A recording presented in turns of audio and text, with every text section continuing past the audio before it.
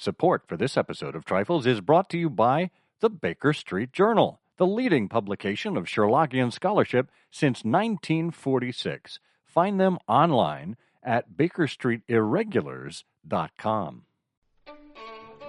Welcome to Trifles, a weekly podcast about the Sherlock Holmes stories.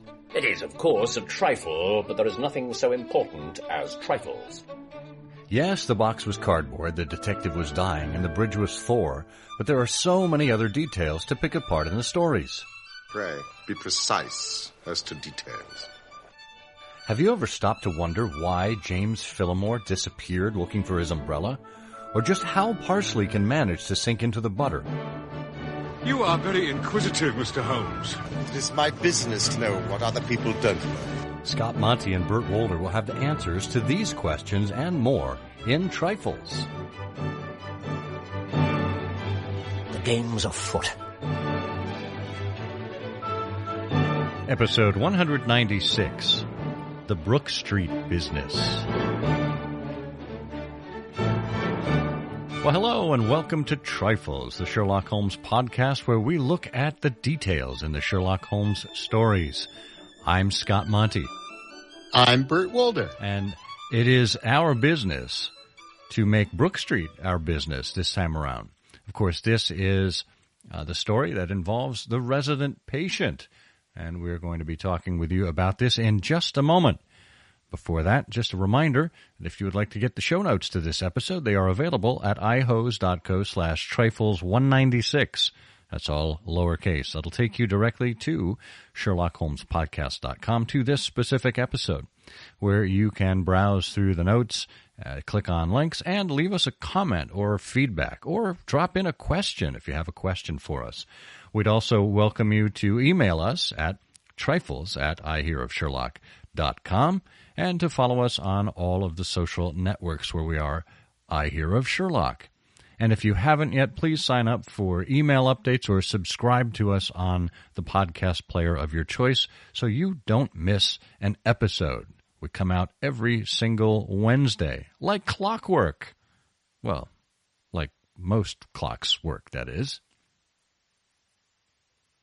Well, Bert, we're landing in Brook Street this time around. You know, before we begin the earnest discussion that we're here for, I just wanted to remark on a scene in the Granada version of The Resident Patient, which I think was extraordinarily well done, one of their finest episodes. It was one of the early ones with David Burke and Jeremy Brett. And it's the usual scene where Holmes is making fun of Watson for his writing. He doesn't share Watson's sense of the drama. And at the end of the episode, as Watson's sitting there at his writing table, scribbling down in the notebook his notes from the case, Holmes asks what he's going to call this particular entry. And Watson said, "Well, I was thinking of calling it the Brook Street Business." And Holmes kind of raised his eyebrow, and Watson got him to admit what he'd prefer. Holmes said, I would prefer the Resident Patient myself. And then you have a couple of lines where Watson scratches out the Brook Street Business and then goes with the Brook Street Mystery and finally ends up settling on the Resident Patient. And this is all while Jeremy Brett as Sherlock Holmes is scraping away on his violin in the next room, completely annoying Watson. It's just one of the best scenes, I think, in the entire series. It's so clever. We talked about this difficulty when bringing Sherlock Holmes to life several times, many times over the last few years, where a character, a set of relationships where so much is cerebral, so much is the work of the mind. How do you make that visual? How do you give people things to look at? But the brilliant part of it, and it's lovely that you remember that and you describe it so well, the brilliant part of it is that you as the director, the cinematographer, the scriptwriter, the actors, first of all, you got some time on your hands. Maybe you got a couple of minutes, but, you want to fill it with something. And the question that you have is, what can we do here? And so you've got this interchange. But more than that, you've got Watson talking to Holmes about the story. So that's a reinforcement of the great Sherlockian principle, the meta principle, which is these characters frequently refer to themselves as how they have been perceived by the public, and it's another case like that where, you see Watson saying, well, I'm going to write this up, but I wonder what I'm going to call it. And then you've got the added dimension of Jeremy Brett and how he can do something, again, that's in character, but it's also reflective of the relationship that the two old friends have. And it's that sort of detail and that sort of little bit of magic that is the difference between something that's just okay and something that's really, really special and memorable. Oh, that's a great point. And they further add to this in this particular episode with the music, because to me, music is always an important part of any production. But the opening scene finds Holmes and Watson not together in Baker Street, or at least in the Baker Street flat, but just down the street at the local barber shop where Watson is getting his hair cut. And Holmes is tapping his finger on the chair, and Watson makes one of his famous erroneous deductions, and he's clearly incorrect. And Holmes tells him he was thinking of the violin concerto.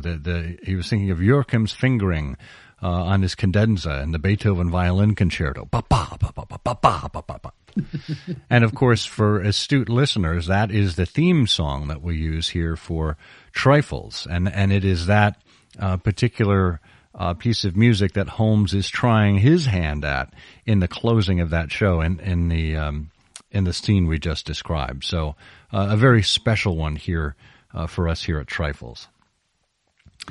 Well, let's talk a little bit about Percy Trevelyan and Brook Street. Now, the whole premise of this episode is there is a physician by the name of Percy Trevelyan who finds himself unable to afford his own practice, his own office space. And basically he is found by a Mr. Blessington who says, look, I will put you up. I will pay for your consulting practice, and you will live in my house, and I will be a permanent patient for you. I will be the resident patient, and you're certainly welcome to take on other patients as they come in. Now, this was on Brook Street, which sounded like it was a very promising address for Dr. Trevelyan.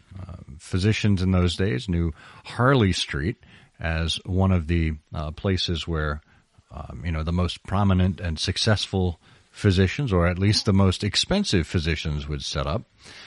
So being on Brook Street, which was just down the street, around the corner from Harley Street, meant a great deal to Dr. Trevelyan. Yes, absolutely. And it means a great deal to the literary agent, too. In fact, the location, the situation that poor Dr. Trevelyan finds himself in is so characteristic of the interests of Arthur Conan Doyle. Here you have a poor physician who is facing years of saving before he can scrimp together enough to have his practice. And so to him, the appearance of Blessington and this proposition seems like manna from heaven. It just enables him to establish himself so much faster than he could on his own. And in terms of Brook Street itself, if we want to look at the geography of where it is, I've got a note in the Sherlock Holmes Reference Library, the Memoirs of Sherlock Holmes edition by Leslie S. Klinger. There was a note about 403 Brook Street, which is where Percy Trevelyan said he lived. And according to the note, which is from the Baedeker Guide, in Brook Street, which runs east from Grosvenor Square to Hanover Square, is a house, number 25, distinguished by a tablet, indicating that Handel used to live here. Tyburn was a small brook coming from Kilburn and flowing into the Thames. It crossed Oxford Street a little to the east of the Marble Arch and flowed through St. James's Park, leaving its mark upon Brook Street, Grosvenor Square, and notably upon Tyburn, that melancholy old place of execution about the lower corner of Edgware Road. And Les notes that this neighborhood is also mentioned in The Noble Bachelor, the little problem of the Grosvenor Square furniture van. So, right. Well, the Brook Street is in the part of London called Mayfair, and they're absolutely right. It was named after the river that it crossed, but beginning, certainly in the 19th century and longer, it just became a very fashionable district. Yeah. And Les's note goes on to say that numerous commentators have observed that there was no number 403. Martin Dakin writes, number 43, not far from Grosvenor Square, is a solid Victorian house eminently suitable for a doctor's rooms. And I was formerly under the impression that this must be the spot. But since then, I've been fully convinced by Mr. Holroyd's argument that the Trevelyan establishment must have been at the extreme east end of Brook Street. In fact, at the corner of Hanover Square, since only from there could Holmes and Watson walk down Harley Street on the way home to Baker Street without making a long detour at night. A glance at a London street map will make this plain. And he mentions that Holroyd's observations are set forth in his book, Baker Street Byways. So we'll have a link to both Martin Dakin's book and Edward Holroyd's book in the show notes.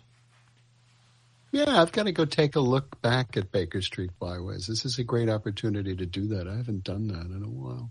Well, Brook Street, like Baker Street, the numbers never went up as high as they would appear to be if you look in Watson's records. So clearly Watson is disguising where the actual location is. And we have to take him at face value to even decide that it really was in Brook Street. It could have been in Harley Street, and just for some reason he's disguising it by moving it to Brook Street. Like Baker Street, in the days when Holmes first appeared, there was no 221. But also next door to Handel was the house of Jimi Hendrix at 23 Brook Street. But that would have been, as they point out in Les's footnotes in this other research, a big detour. And by the way, I don't think Jimmy was home by the time Watson, at the time Watson and Holmes were walking around London. Yeah, but also in that area is Claridge's, the great hotel. Oh, yeah. And which I think was the inspiration for one of Agatha Christie's stories at Bertram's Hotel. A place sort of lost in time. Let's go back to Claridge's and find out. I'd like that. Well, in the meantime, let's go and see what our sponsor has to say, and we'll be back just after this quick word to talk about what happened at 403 Brook Street. Well, the summer is winding down, and that means we are getting into a crisp autumn time. And that means that it is time for the Baker Street Journal to begin going towards its autumn issue. But before we get there are some people who are just receiving their summer issue. This is an irregular quarterly, after all. But in that summer issue, you see articles that really run the gamut. From Conan Doyle and automobiles, well, that's interesting, from Mark Alberstadt, to Tracy Revels looking at a brief examination of historical and canonical tattoos. Why, we could have used that particular article for episode 188. Oh, the timing was just off. Well, make sure your timing is just on by getting a subscription to the 2020 Baker Street Journal. Go to BakerStreetIrregulars.com and secure your subscription today. All right, we're back. And now that we've established the geography of Brook Street and its environs in Mayfair, let's look at what the arrangement was and what happened afterwards, because this is where it gets curious to me. So Dr. Trevelyan was approached by Blessington, who we later learn is not Blessington at all. But let's just go with it. He's approached with the arrangement that you will be my live-in physician, basically. Now, he was doing pretty well until a couple of Russians came along. Oh, those pesky Russians. Always meddling in things. Medical practice, bank robberies, elections. I mean, they're incorrigible, really. Meddle. Right. But, of course, they were not Russians at all. They were part of the Worthington bank gang, which Holmes deduced had tracked down Blessington, who had been one of the members of the gang. I don't remember which member he was. What was his alias? That's a good question. Sutton. Great. Sutton. There 5 men were in it. These 4 and a 5th called Cartwright. Tobin, the caretaker, was murdered, and the thieves got away with £7,000. And this was in 1875. £7,000. This Blessington, or Sutton, who was the worst of the gang, turned informer. And it's on his evidence that Cartwright was hanged, and the other 3 got 15 years apiece. That's it. Biddle, Hayward, and Moffat. That would make a great law firm name. Well, you've already got Stephen Moffat. That's right. Fit Mark Gatiss in there, you got something. Yeah. So anyway, it was not a burglary, but it was really vengeance that they were there for. So Blessington was found that next morning, seemingly by death of suicide, but he was actually executed by the members of the gang that survived to track him down. So Blessington is dead. Trevelyan is obviously freaked out, and as any normal person would be, freaked out over a death. But Trevelyan, I mean, this was also his landlord, his benefactor. So now Trevelyan is cast out into the world. He has to make it on his own. Now, I would argue that he is probably, or was probably, in a better position at that point because he was only paying a percentage of his fees to Blessington. There's no indication, is there, if there was some stash of cash that Blessington was keeping that the thieves made off with, was it? Well, yeah. I mean, Blessington, when Holmes and Watson meet Blessington, he points out the big black box that he's got and says, I've never trusted bankers. So clearly you get the idea that that's full of, and I think it's at the foot of his bed. So you get the idea that, that's where he's keeping the money that's coming in, certainly. But the rest of it is a little obscure. I mean, there's really 2 or 3 dimensions here. One is the Blessington dimension. So we don't know clearly his name wasn't Blessington. His name was Sutton. But we don't know if Sutton had any heirs or estate or relatives so that his worldly property could pass to anyone. And as we'll probably discuss shortly, there must be some commercial arrangement that got him to the building in the first place. And so, if that commercial arrangement involved paying a large sum, the rights to the property could then pass to Blessington's heirs. But presuming that Blessington died without any, Sutton died without any, then there's the other issue. Oh boy, this is an interesting legal issue. I was just thinking, if in fact the result of the building tenancy is based on a crime, I'm wondering if because Sutton i.e. Blessington used proceeds from a crime for it, that in the law of those days, it would no longer be an asset that could pass to his relatives. Oh, that's interesting. Well, I think it's highly likely that Blessington / Sutton died intestate, that is, without a will. and to your point that he didn't trust bankers, that's what he said himself in the story. There's no way he owned the house outright. And in that area of London, it's not possible to own a building outright, is it? No, not really. The vast majority, this goes back to the 17th century, about the 1600s. And so much of English history revolves around property rights and the rights of property holders that change in property titles as one family became established as the royal family, as one religion became established in Britain over the centuries.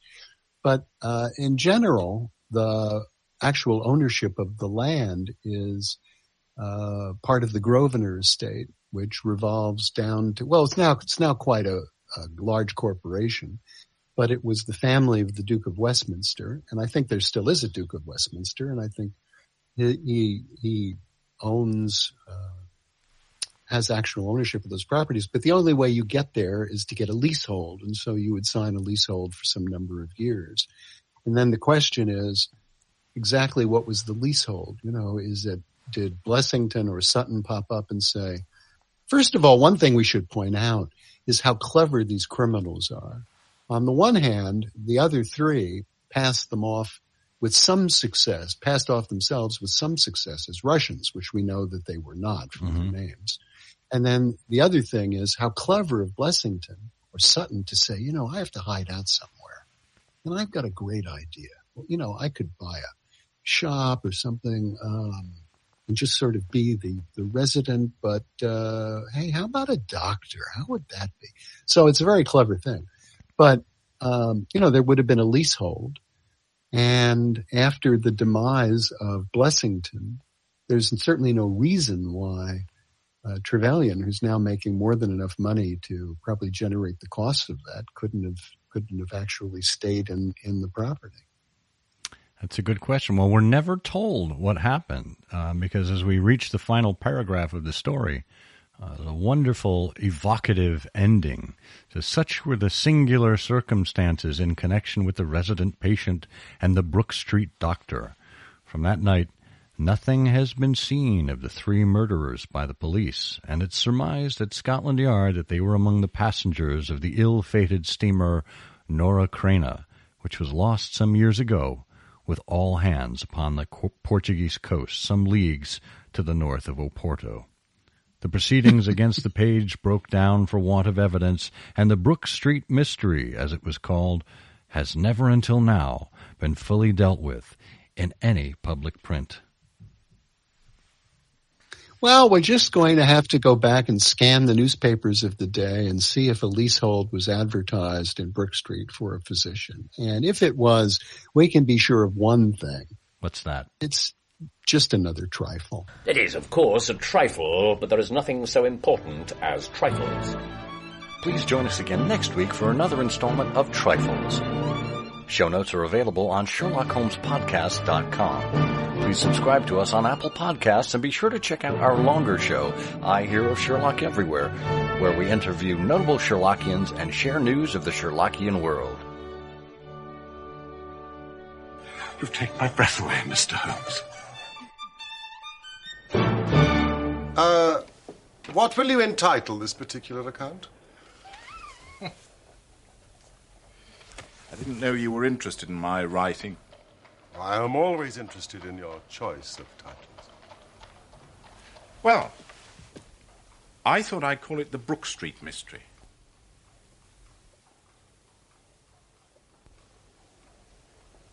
No? Well, I myself would prefer The Resident Patient. But please do not let me influence you.